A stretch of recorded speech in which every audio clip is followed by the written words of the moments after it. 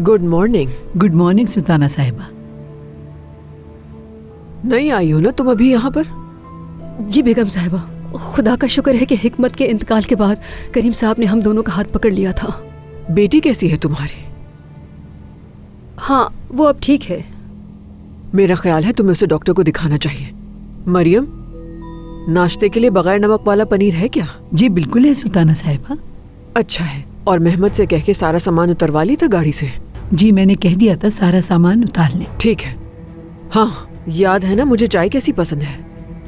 बिल्कुल, आप बेफिक्र रहिए।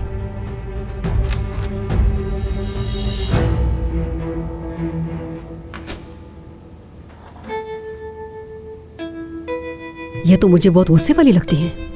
हाँ बिल्कुल। हाय, कुछ होगा तो नहीं ना?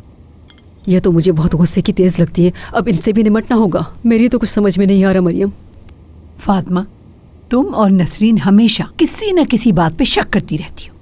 अच्छा, बस मैं ही चुप हो जाती हूँ। आपसे तो कोई अपने दिल की बात भी नहीं कर सकता। फातिमा, तुम बात ही ऐसे फजूल करती हो, गुस्सा आ जाता है। करीम साहब उठ गए हैं क्या?